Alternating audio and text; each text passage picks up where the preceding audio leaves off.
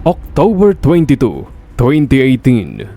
Madaling araw sa loob ng isang masikip na paupahan sa Malate sa Maynila. Hirap na hirap bumangon ng isang babae mula sa malamig na sahig ng silid. Nanginginig ang kanyang katawan habang pilit niyang inuunawa ang nangyari sa kanya. Wala siyang saplot at halos hindi makalakad dahil sa matinding pananakit ng kanyang katawan. Sa paligid ng silid, kalat ang mga bote ng alak at ilang piraso ng damit. Tahimik namang nagsisialisan ang ilang lalaking kapansin-pansing nagmamadaling umalis ng lugar. Halos hindi makapagsalita ang babae habang pilit inaalala kung paano siya napunta sa ganoong sitwasyon.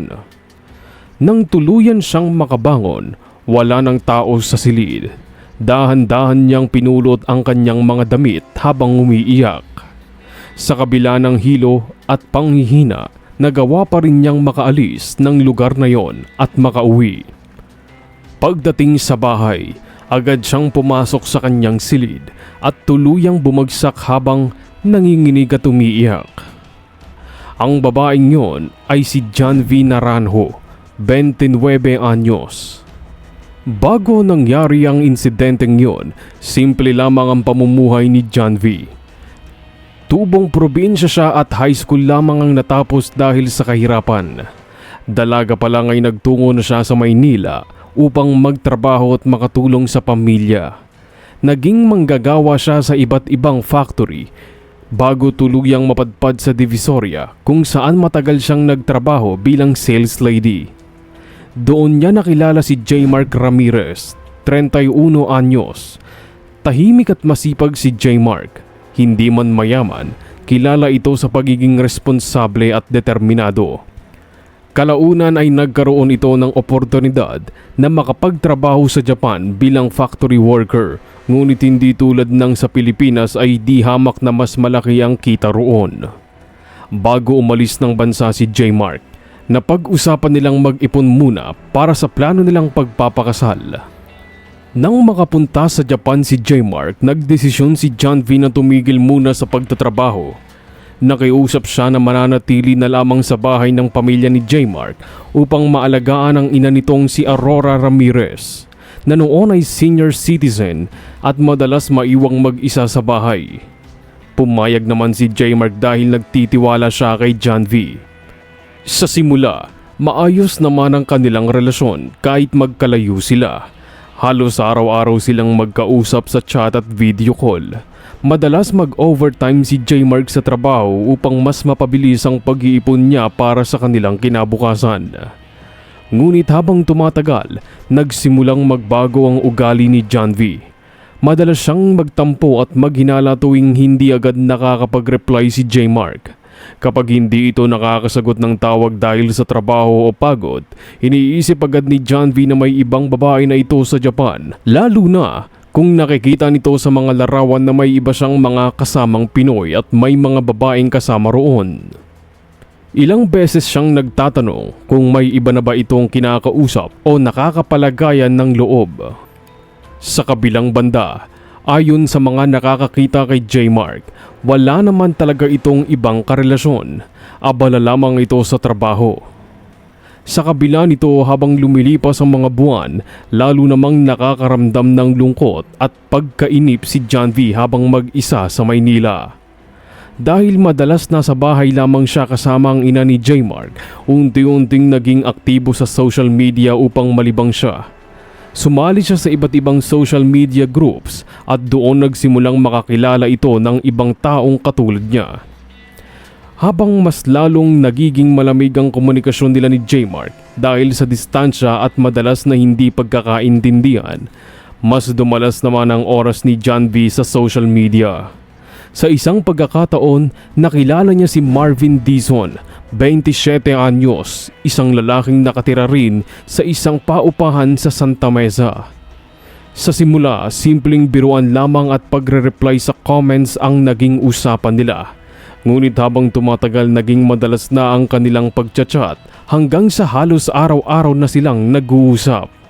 Ayon sa investigasyon kalaunan, doon nagsimulang maging malapit si John V kay Marvin. Madalas itong magkwento tungkol sa kanyang buhay at problema habang si Marvin naman ay laging naroon sa pakikinig at pakikipag-usap sa kanya. Sa mga panahong pakiramdam ni John B ay hindi siya gaanong nabibigyan ng oras ni J-Mark dahil sa trabaho sa Japan. Doon niya unti-unting nararamdaman ang atensyong hinahanap niya. Hindi nagtagal, nagyaya si Marvin na magkita sila ng personal. Pumayag din siya at unang nakipagkita kay Marvin sa isang sikat na parke sa Maynila. Naging maayos naman ang una nilang pagkikita. Nag-usap sila, kumain, naglibot sa ilang lugar sa lungsod. Ngunit habang tumatagal ang kanilang pagsasama noong araw na yon, lalo silang naging komportable sa isa't isa. Kalaunan ay nauwi ang kanilang pagkikita sa isang mapusok na sandali sa isang hotel. Nangyari ito sa pagitan nilang dalawa at itinago ito ni John B sa kanyang nobyong nasa Japan. Sa isip niya minsan lamang yon mangyayari at hindi na mauulit pa. Ngunit habang lumilipas ang mga linggo, muli silang nagkikita ni Marvin. Unti-unting nasanay si John V sa atensyon at pansamantalang saya na nakukuha niya sa lalaki. Kapag hindi siya makausap ni J-Mark dahil sa trabaho, si Marvin ang agad niyang nakakachat at nakakasama. Habang tumatagal, lalo ring lumalalim ang lihim na relasyon nila. Ngunit hindi alam ni John V na ang lalaking pinagkakatiwalaan niya ay unti-unti na rin palang nagdadala sa kanya sa isang sitwasyong magpapahamak sa kanya sa bandang huli. Isang gabi noong October 2018, muling nagaya si Marvin Dizon na magkita sila ni John B sa kanyang boarding house sa Maynila. Ayon kay Marvin, simpleng inuman lamang yun upang makapagkwentuhan at makapagpalipas ng oras. Hindi nagpaalam si John V kay J-Mark tungkol sa pagkikita nila. Hinintay muna niyang makatulog ang ina ni J-Mark na si Aurora bago siya tahimik na umalis ng bahay at nagtungo sa boarding house ni Marvin. Pagdating niya roon, normal lamang ang lahat sa simula. Isang 2-story boarding house na may hiwa-hiwalay na silid, ngunit napansin niyang karamihan sa mga naroon ay mga kalalakihan. Hindi na ito masyadong pinansin ni John V noong gabing yon, lalo pat ang kanyang pakay ay makita lamang si Marvin. Sa kanilang pagkikita, agad na niyaya ni Marvin si John B sa kanyang silid. Nagkwentuhan sila habang umiinom ng alak. Tila normal ang lahat, ngunit makalipas ang ilang tagay, nagsimula siyang makaramdam ng kakaiba. Bigla umano siyang nanghina at inantok ng sobra kahit hindi naman siya ganoon kalakas uminom. Nahilo siya at halos hindi na makapagtuwid ng upo habang unti-unting lumalabo ang kanyang paningin. Pagkatapos nun, putol-putol na lamang ang kanyang mga alaala. Paminsan-minsan ay nagigising siya, ngunit hindi niya maigalaw ng maayos ang kanyang katawan. Sa bawat pagmulat niya ng mata, may mga lalaking nakapalibot sa kanya habang isa-isang ginagawa ang mga bagay na labag sa kanyang kagustuhan. Pilit siyang lumalaban, ngunit wala siyang lakas. Sa ilang pagkakataon, sinubukan niyang magsalita at humingi ng tulong, ngunit hirap siyang makabuo ng salita dahil sa matinding panghihina at hilo. Madaling araw nang tuluyan siyang magising habang nakaiga sa sahig ng silid. Kalat ang mga bote ng alak at halos wala ng tao sa paligid. Habang pilit niyang pinupulot ang kanyang mga damit, doon niya unti-unting naisip ang nangyari sa kanya. Sa kabila ng takot at panghihina, nagawa pa rin niyang makauwi. Pagdating sa bahay, agad siyang pumasok sa kanyang silid at tuluyang napahagulgol habang nanginginig sa takot at pagsisisi. Matapos ang pangyayaring yon, ilang araw na halos hindi lumabas ng silid si John B. Madalas lamang siyang nakaiga habang tahimik na umiiyak at bihirang kumausap kahit kanino. Napansin din ng ina ni J-Mark ang biglaang pagbabago ng kanyang kilos. Hindi na ito gaanong kumakain at madalas tulala lamang. Sa kabilang banda, nagsimula ring mag-alala si J-Mark sa Japan. Napansin niyang bihira nang sumagot si John V sa kanyang mga tawag at tila iniiwasan na nito ang video calls. Noong una ay iniisip niyang baka may pinagdadaanan lamang ito, ngunit habang tumatagal ay lalo siyang kinabahan. Kalaunan mismong si Aurora na ang nagsabi kay J-Mark na tila may mabigat na problema si John B.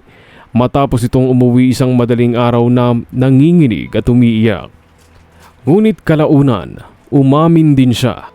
Ikinuwento niyang may nangyaring pang-aabuso sa kanya kung saan sangkot ang hindi lamang iisa kundi maraming lalaki. Nanlumo si J-Mark sa kanyang narinig. Sa kabila ng galit at pagkabigla, pinilit niyang kumbinsihin si John B na magsampa ng reklamo upang managot ang mga taong sangkot sa nangyari. Makalipas lamang ang ilang araw, nagtungo sila sa pulisya at doon nagsimula ang formal na investigasyon sa kaso. Sa tulong ng salaysay ni John B, natukoy ng mga otoridad ang pangunahing suspect na si Marvin Dizon at ang iba pang lalaking nakita sa boarding house ng gabing yun. Gayunpaman, habang lumalalim ang investigasyon, unti-unti ring lumabas ang isa pang katotohanang itinago ni John V. Nalaman ni J-Mark na bago pa mangyari ang insidente, ilang beses na palang nakikipagkita si John V kay Marvin at nagkaroon sila ng pisikal na ugnayan sa isa't isa. Dahil dito, unti-unting nagbago ang pakikitungo ni J-Mark. Labis niyang dinamdam hindi lamang ang nangyari kay John V, kundi maging ang pagtataksil na itinago nito habang nasa Japan siya at nagtatrabaho para sa kanilang kinabukasan.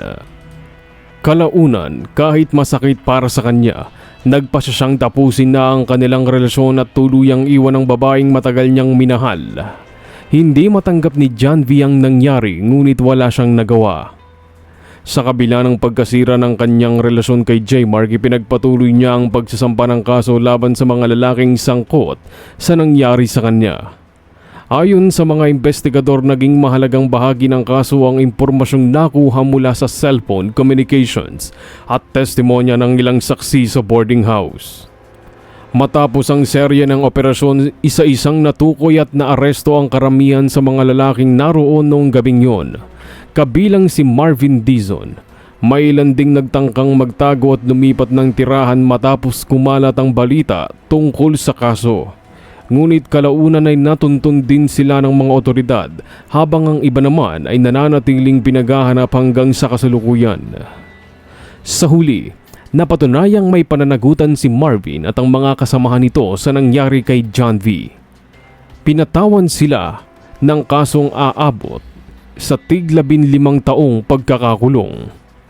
Sa kabila ng hatol, hindi pa rin naramdaman ni John V ang ganap na kasiyahan. Habang tumatagal, unti-unti niyang nakita ang epekto ng kanyang mga naging desisyon sa kanyang sariling buhay. Marami ang humusga sa kanya matapos mabunyag ang ginawang kataksilan. Mas mabigat para sa kanya ang pagkawala ni J-Mark. Pagkatapos ng kaso, hindi na muling bumalik si J-Mark sa kanyang buhay. Tuluyan na itong nanatili sa Japan at piniling magsimula muli nang wala siya. Iniwan ni J-Mark ang kanyang ina sa pangangalaga ng iba niyang kapatid. Samantala si John V ay pilit pa ring bumabangon mula sa nangyaring bangungot. Sa huli, kahit nakamit niya ang hustisya laban sa mga taong nanakit sa kanya, naging kapalit nito ang pagkawala ng taong tunay na nagbigay sa kanya ng pagpapahalaga.